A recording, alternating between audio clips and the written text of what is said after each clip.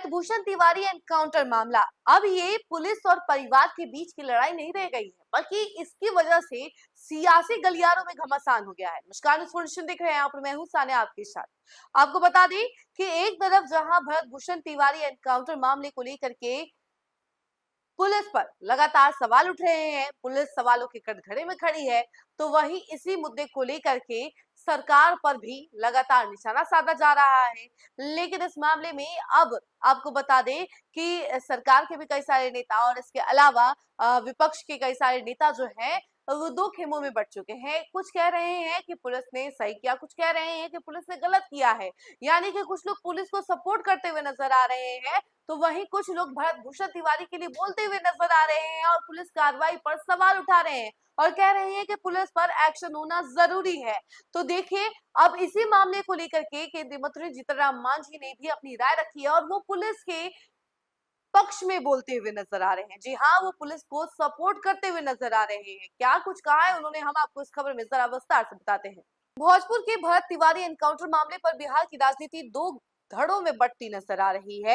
विपक्षी दलों के साथ साथ सत्तारूढ़ गठबंधन के कई नेताओं ने पुलिस कार्रवाई पर सवाल उठाए हैं। इसी बीच केंद्र और बिहार सरकार में सहयोगी दल हिंदुस्तानी आवाम मोर्चा के संरक्षक एवं केंद्रीय मंत्री जीतन राम मांझी ने एनकाउंटर का खुलकर बचाव किया है। उन्होंने कहा कि अगर किसी ने पुलिस पर हथियार ताना है तो पुलिस की जवाबी कार्रवाई गलत नहीं कही जा सकती है। और वहीं हालांकि उन्होंने यह भी कहा कि मुख्यमंत्री ने जांच के आदेश दिए हैं और रिपोर्ट आने के बाद स्थिति पूरी तरह स्पष्ट होगी। आगे आपको बता दें कि रविवार को मीडिया से बातचीत में जीतन राम मांझी ने कहा कि यदि परिवार का दावा है कि भरत तिवारी मानसिक रूप से स्वस्थ था तो उसके हाथ में हथियार कैसे पहुंचा। उन्होंने कहा कि अगर किसी व्यक्ति ने पुलिस पर पिस्तौल तानी है तो पुलिस की जवाबी कार्रवाई को वह उचित मानते हैं। मांझी ने कहा कि पुलिस पर लगातार हमले हो रहे हैं और कई मामलों में पुलिस कर्मियों की भी जान गई है। ऐसे में हर घटना को केवल राजनीतिक नजरिए से नहीं देखना चाहिए। उन्होंने कहा कि मुख्यमंत्री ने न्यायिक जांच के आदेश दिए हैं और रिपोर्ट आने के बाद पूरे मामले की सच्चाई सामने आ जाएगी। मांझी का बयान ऐसे समय में आया है जब राष्ट्रीय जनतांत्रिक गठबंधन यानी एनडीए के ही कई नेताओं ने पुलिस कार्रवाई पर सवाल उठाए हैं। भाजपा के मंत्री मिथिलेश तिवारी, विजय कुमार सिन्हा, पूर्व केंद्रीय मंत्री अश्विनी कुमार चौबे ने मामले में निष्पक्ष जांच की आवश्यकता जताते हुए पुलिस कार्रवाई पर सवाल उठाए हैं। वहीं जदयू के कार्यकारी अध्यक्ष संजय झा ने कहा कि वायरल वीडियो देखने के बाद पुलिस कार्रवाई को लेकर संदेह पैदा होता है और समयबद्ध जांच होनी चाहिए। लेकिन जीतन राम मांझी के सुर अपने ही सहयोगी दलों से जुदा है, वो अलग बात कहते हुए नजर आ रहे हैं। यहाँ तक कि विरोधी दलों में कांग्रेस और राजद समेत कई दलों ने भरत तिवारी के एनकाउंटर को फर्जी करार देते हुए इसे सरकारी मर्डर बताया है।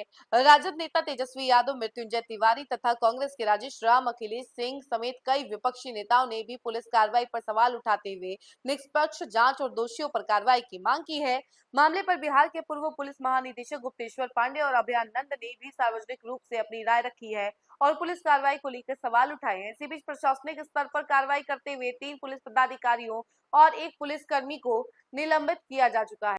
बता दें कि पुलिस कार्रवाई पर संदेह पैदा होने के बाद मुख्यमंत्री सम्राट चौधरी ने पूरे मामले की जांच उच्च न्यायालय के एक सेवानिवृत्त न्यायाधीश से कराने का आदेश दिया है। ऐसे में अब इस मामले की दिशा और निष्कर्ष न्यायिक जांच की रिपोर्ट पर निर्भर करेंगे। लेकिन इससे पहले बिहार की राजनीति इस मुद्दे को लेकर दो खेमों में बढ़ती नजर आ रही है। अब देखा आपने कि किस तरीके से जीतन राम मांझी ने अपने ही पार्टी के कई सारे नेताओं से अलग बयान, जुदा बयान दिया है और ये बताता है कि अभी एनडीए जो है दो खेमों में बढ़ चुका है इस मामले को लेकर के। अब एक तरफ जीतन राम मांझी ये कहते हैं कि पुलिस के ऊपर अगर किसी ने पिस्तौल तानी है तो पुलिस ने जो किया है वो ठीक है, तो वहीं दूसरी तरफ बाकी नेता है जो उनके पुलिस की कार्यशैली पर सवाल उठाते हैं और कहते हैं कि ये बिल्कुल गलत है, ऐसा नहीं होना चाहिए और निष्पक्ष जांच होनी चाहिए। तो देखिए अब आगे क्या क्या होता है हम आपको जरूर बताएंगे, लेकिन फिलहाल इस खबर में इतना ही। ऐसी तमाम अपडेट के लिए जुड़े रहे हमसे और देखते रहे न्यूज़ फॉर नेशन। धन्यवाद।